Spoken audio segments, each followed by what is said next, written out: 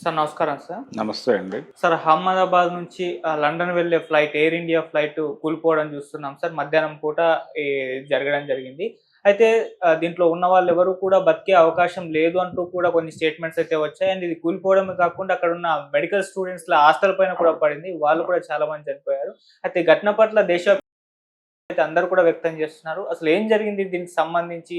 చాలా అనుమానాలు కూడా వ్యక్తం అవుతున్నాయి. అటు ఎయిర్ ఇండియా పైన విమర్శలొస్తున్నాయి. సో, దీనికి సంబంధించిన ఇన్ఫర్మేషన్ ఇప్పటివరకు ఏమొచ్చింది? అంటే సంఘటన జరిగినప్పుడు, ఏదైనా ఒక దుర్ఘటన జరిగినప్పుడు ఇమ్మీడియేట్‌గా దాని మీద ఒక స్వీపింగ్ కామెంట్ చేయటం అనేది ఆనవాయితీగా మారిపోయింది. ఇది కరెక్ట్ కాదు. అంటే అది ఎలాగైనా జరిగుండొచ్చు. అక్కడ ల్యాప్సెస్ ఏమిటి టెక్నికల్‌గా అనేది రకరకాల కోణాలున్నాయి దీనిలో. హ్మ్. అది ఇక్కడి నుంచి ల్యాండ్ అయినటువంటి విమానం కాదు. ఇక్కడి నుంచి మొదలైనటువంటి ప్రయాణం అది.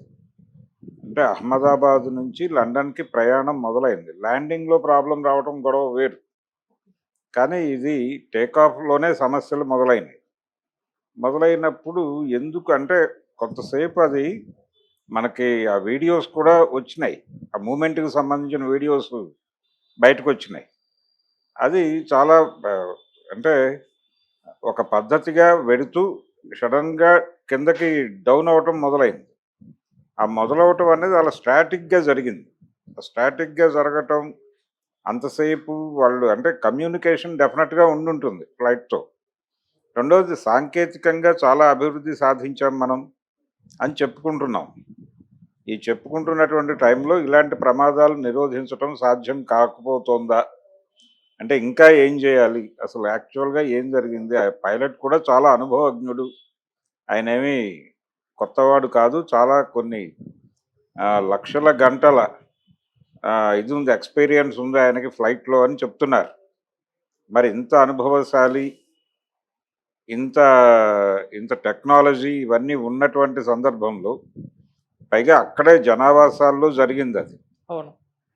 జరగటంతో పబ్లిక్‌కి కూడా చాలా ఇబ్బందికరంగా మారింది. ఇప్పుడు ఫ్లైట్‌లో ఉన్నవాళ్ళు పరిస్థితి ఏమిటి అనేది బయటికి ఇంకా చెప్పడం లేదు కానీ, హ్మ్. అందులో నుంచి ఎవరు కూడా సజీవులుగా బయటకొచ్చే ఛాన్స్ అయితే లేదు అనే అభిప్రాయం ప్రతి ఒక్కరి మనసులోనూ ఉంది. హ్మ్. కానీ ప్రతి ఒక్కరు కూడా ఏదో జరిగి బయటపడితే బాగుండు అనేటువంటి ఒక హోప్ కూడా అంటే ఒక పాజిటివ్ మూడ్‌లో ఉన్నారు. అందుకని ఏమీ జరగకుండా వాళ్ళందరూ బయటపడితే బాగుండు. కనీసం గాయాలతో బయటపడి హాస్పిటలైజ్ అయ్యి బయటకొస్తారేమో అనే మూడ్‌లో మాట్లాడుతున్నారు. ఎవరు కన్ఫర్మ్ చేయట్లేదు కానీ, ఆ పొగలు అవన్నీ చూస్తే, ఆ పొగలు, మంటలు ప్రారంభంలో పొగ కనిపించింది. తర్వాత దగ్గరగా వెళ్లి తీసినటువంటి వీడియోస్‌లో మంటలు కూడా చాలా పెద్ద స్థాయిలో ఉన్నాయి. ఈ లెవెల్ క్రాష్ అయినప్పుడు అందులో నుంచి ఒక్క వ్యక్తి సజీవుడిగా బయటకొచ్చినా చాలా గొప్ప విషయం అని అనుకోవాలి. అది వాస్తవం. రియాలిటీ. కానీ మనకి జనరల్‌గా ఒక ఆశ ఉంటుంది. అందులో నుంచి ఎవరైనా ఒకరు సజీవులుగా బయటపడితే బావుండు అని. ఆ హోప్ నిలబడుతుందా లేదా అనేది వేరే గొడవ. అది నిలబడే అవకాశాలు లేవు అనేది అర్థమవుతోంది. అర్థమవుతున్నప్పటికీ ఆ హోప్ అలాగే కొనసాగుతుంది వాళ్ళు అధికారికంగా ప్రకటించే వరకు. అందుకని ప్రతి ఒక్కరు ఆ ప్రకటన రాకుండా ఉంటే బాగుండు అనుకుంటున్నారు గానీ, వచ్చేస్తుంది రేపు మార్నింగ్ అనౌన్స్‌మెంట్ వచ్చేస్తుంది ఏంటి పరిస్థితి అనేది. ఇప్పుడు అది కూలినటువంటి ఆ మెడికల్ కాలేజీ తాలూకా హాస్టలు ఆ ఏరియాలో దాదాపు 30-40 మంది క్యాజువాలిటీస్ ఆల్రెడీ ప్రకటించారు. ఇంకొంతమంది జనరల్ సివిలియన్ కూడా హాస్పిటలైజ్ అయ్యారు అనేది వార్తలొస్తున్నాయి. హ్మ్. అందులో ఎంతమంది మళ్ళీ ఉంటారు, ఎంతమంది వెళ్ళిపోతారు అనేది అదొక లిస్ట్ ఉంది. అంటే జనావాసాల్లో అది క్రాష్ అవ్వటం అనేది చాలా ఇబ్బందికరంగా తయారైంది. భయపడుతున్నారు ప్రజలు. ఇప్పుడు ఈ భద్రతా ప్రమాణాలకు సంబంధించి పర్టిక్యులర్‌గా చాలా వరకు గతంతో పోలిస్తే ఈ ఎయిర్ సర్వీస్ అనేది పెరిగింది. పెరిగింది. జనం కూడా గతం కంటే కూడా విరివిగా ఈ ఈ ప్రయాణాలను ఇష్టపడుతున్నారు, చేస్తున్నారు. అవసరాలు పెరిగినాయి. అవసరాలు పెరిగినాయి. ప్రతి ఒక్కరు అంటే లోకల్‌గా కూడా నిజానికి గతంలో లోకల్ మూవ్‌మెంట్ ఏది కూడా పెద్దగా ఫ్లైట్ మీదకి వెళ్ళేవాళ్ళు కాదు. కానీ ఇప్పుడు లోకల్ మూవ్‌మెంట్ కూడా మెజారిటీ ఫ్లైట్‌లోనే నడుస్తోంది. చివరికి హైదరాబాద్ నుంచి విజయవాడ లేకపోతే హైదరాబాద్ నుంచి వైజాగ్ వెళ్ళటానికి కూడా ఫ్లైటే ప్రిఫర్ చేస్తున్నారు చాలా వరకు.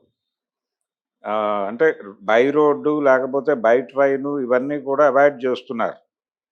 అంటే టైం అనేది చాలా ఇంపార్టెంట్‌గా మారిపోయింది జీవితంలో. ఇప్పుడు ఈ రోజున జరిగిన ప్రమాదం అలా కాదు, అది లండన్ వెళ్ళే ఫ్లైటు, హ్మ్. దాని గొడవ వేరు. కానీ ఈ విమాన ప్రమాదము, భద్రతా సమస్యలు అనే టాపిక్‌లోకి తొంగి చూస్తే, ఇప్పుడు ఒక లోకల్ ఫ్లైట్ ఏదైనా జరిగితే ఇలాంటి సందర్భం చాలామంది దానిలో middle class, lower middle class వాళ్ళే ఉంటారు. అంటే ఎంప్లాయీస్ ఉంటారు ఎక్కువ. వాళ్ళేదో రోజువారీ పని, యాక్టివిటీ కోసం వెళ్ళేటువంటి వాళ్ళ సంఖ్య ఎక్కువగా ఉంటుంది. ఆ నష్టం ఫ్యామిలీస్‌కి చాలా పెద్దగా ఉంటుంది. వాడు ఎర్నింగ్ మెంబర్ అయ్యి ఉంటాడు. అందుకని విమాన ప్రమాదాలకు సంబంధించి ఇప్పుడు ట్రైన్ యాక్సిడెంట్లు జరిగాయి ఈ మధ్య ఫ్రీక్వెంట్‌గా. అవును. అంత మాత్రం చేత ట్రైన్‌లో ఎక్కటం అనేది ప్రమాదకరం అని అనుకోగలమా? అది అలా జరుగుతుంది. ఒక్కోసారి ఒక మిస్టేక్ జరుగుతుంది. దాన్ని అడ్మిట్ చేద్దాం. అడ్మిట్ చేసి ఇది ఎందుకు జరిగింది అనేది ఒక పద్ధతిగా, ఒక సైంటిఫిక్ వేలో దాన్ని అధ్యయనం చేసి, అటువంటివి భవిష్యత్తులో వాటిల్లకుండా ఏ రకమైనటువంటి చర్యలు తీసుకుంటాం అనేది ప్రధానమైన అంశంగా ఉంటుంది ఎక్కడైనా, ఏ సందర్భంలోనైనా. కానీ ఇదేదో వేగ్గా జరిగింది అని వదిలిపెట్టేయటం, అంటే చూసి చూడనట్టుగా వదిలేయటం, దీనిలో ఏ స్థాయిలో ఎక్కడైనా లోపం జరిగి ఉండొచ్చు, హ్యూమన్ ఎర్రర్ ఉండుండొచ్చు. నిజానికి అది అది బయలుదేరటానికి ముందే లోపలన్నీ చెక్ చేస్తారు వాళ్ళు, ఒకటికి 2 సార్లు. ఒకటికి 2 సార్లు చెక్ చేసిన తర్వాత అది బయలుదేరి రన్వే మీద వెళ్ళేటప్పుడు ఎప్పుడు అనుమానం వచ్చినా అక్కడే ఆపేయచ్చు. కానీ అది ప్రయాణం మొదలుపెట్టింది, గాలిలోకి ఎగిరిన తర్వాత సమస్య ఇమ్మీడియట్‌గా, అంత ఇమ్మీడియట్‌గా సమస్య ఉత్పన్నం అవుతున్నటువంటి పరిస్థితిని ఎందుకు ఆయన రన్వే మీద ఉండగానే ట్రేస్ చేయలేకపోయాడు పైలట్ అనేది ఒక కీలకమైన ప్రశ్న. హ్మ్. అలా అక్కర అవుతుందా? అలాంటి సందర్భాలు వాటిల్లే అవకాశం ఉందా? అనేది కూడా ఒక డౌట్. అంటే ప్రతి వాళ్ళు ఇది ఎవరి లోపము అనేది మాట్లాడేస్తున్నారు. భద్రతా లోపం అంటున్నారు. ప్రాపర్ చెక్ లేకుండా దానికి, నిజానికి ఇది ఏ ఏ ఫ్లైట్ అయినా ఎయిర్ అవ్వటానికి ముందు దానికొక మొత్తం పరిశీలించిన తర్వాత, ఓకే చేసిన తర్వాతే బయలుదేరుతుంది. చాలా సందర్భాల్లో మనకి రన్‌వే మీదకి అది వచ్చేస్తుంది. ప్లాట్‌ఫార్మ్ మీదకి వచ్చేస్తుంది. వచ్చిన తర్వాత కూడా హోల్డ్ చేసినటువంటి సందర్భాలు అనేకం ఉన్నాయి. ఎందుకు హోల్డ్ చేస్తారు అంటే, దానిలో ఏదో టెక్నికల్ ప్రాబ్లమ్ ఉందనేది వాడు నోటీస్ చేసి దాన్ని రెక్టిఫై చేసుకున్న తర్వాత క్లియరెన్స్ ఇస్తే అప్పుడు జనాల్ని అలౌ చేస్తారు లోపలికి. ఇంత పక్కాగా సెక్యూరిటీ సిస్టమ్ నడుస్తోంది అన్ని చోట్ల. మరి ఇలాంటి సందర్భంలో అంత వేగ్గా ఎలా వదిలేశారు అనేది ఒక ప్రశ్న. పైగా అదేమీ లోకల్ ఇది కాదు, ఇంటర్నేషనల్ రూట్‌లో వెళ్తున్నటువంటి ఫ్లైట్ అది. అవును. అందుకని మరింత జాగ్రత్తలు తీసుకోవాలి. దానిలో ఫ్యూయల్ చాలా ఎక్కువుంది.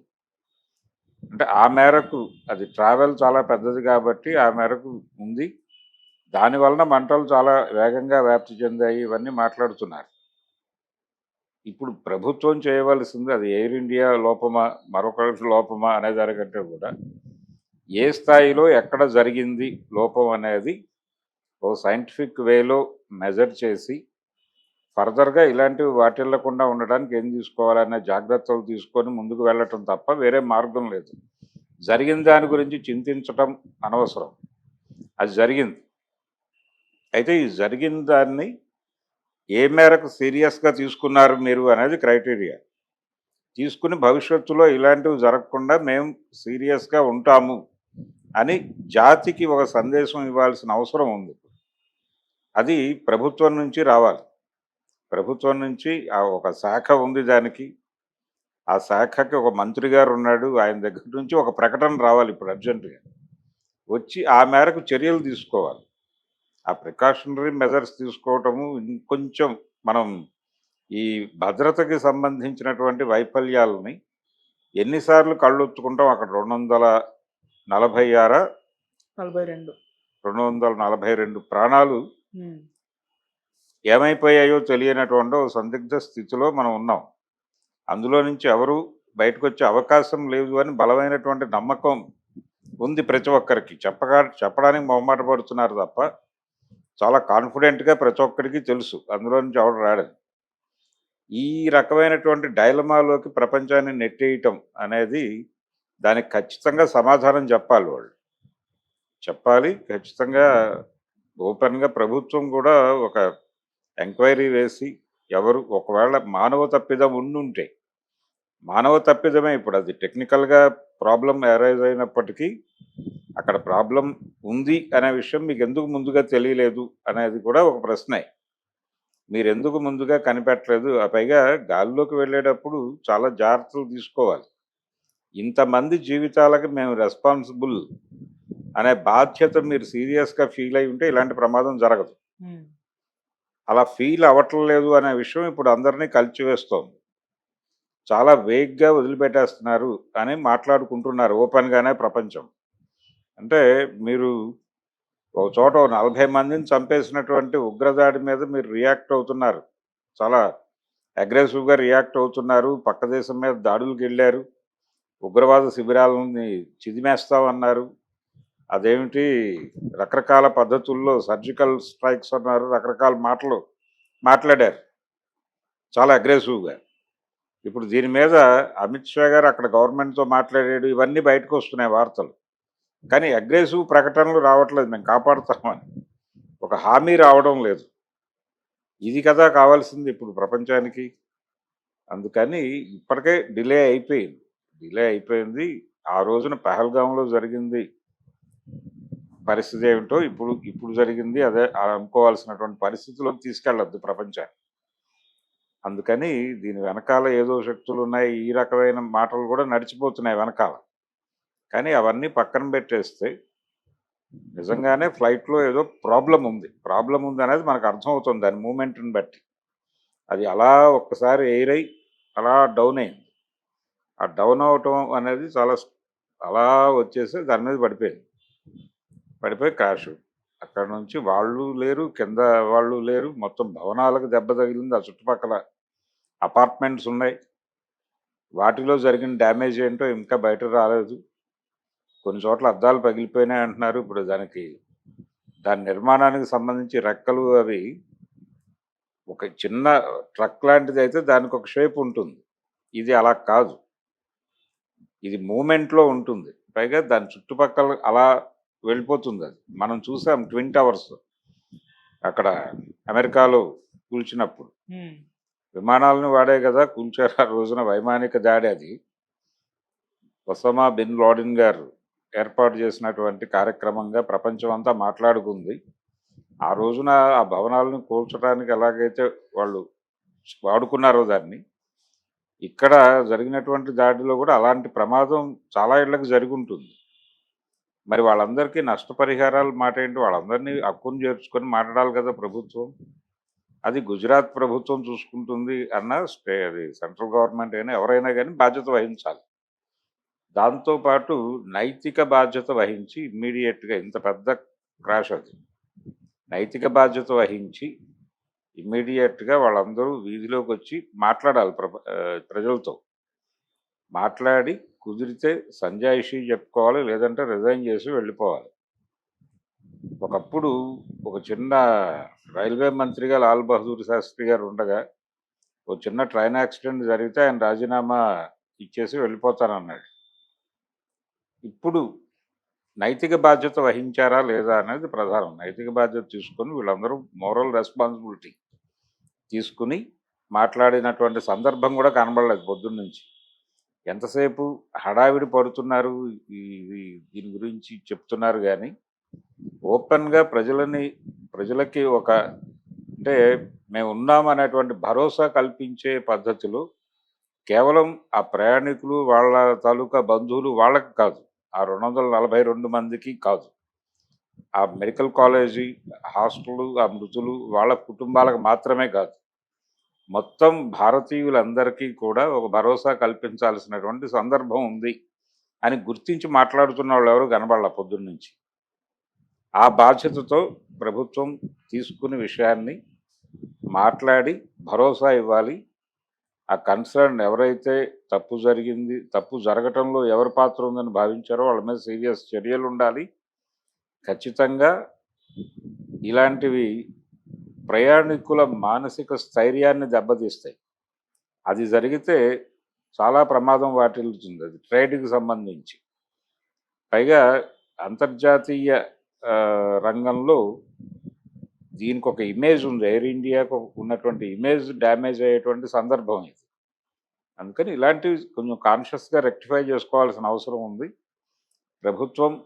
ఇప్పుడు అంటే మనకి, నేను అందుకే కంపారిజన్ తీసుకొచ్చింది. ఆ రోజున స్పందించినటువంటి కాశ్మీర్లో దాడి టైంలో అసలు చాలా అగ్రెసివ్గా మాట్లాడిన వాళ్ళందరూ ఏమైపోయారు ఇప్పుడు, గొంతులు ఎక్కడికి పోయినాయి వీళ్ళందరికీ. దీన్ని కూడా అంతకంటే సీరియస్గా పట్టించుకొని రైజ్ అవ్వాల్సినటువంటి సందర్భం ఇది. అందుకని వేగ్గా మాట్లాడటం కాదు,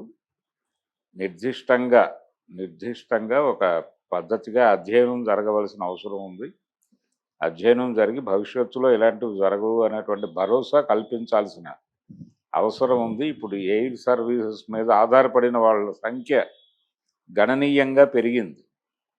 అందుకని ఇప్పుడు మొత్తం భారతీయుల భద్రత మీ చేతుల్లో, వాళ్ళ ప్రాణాలు మీ చేతుల్లో ఉన్నాయి. ఈ గతంలో కంటే కూడా ఇంకా బాధ్యతాయుతంగా పనిచేయాల్సిన అవసరం ఉంది.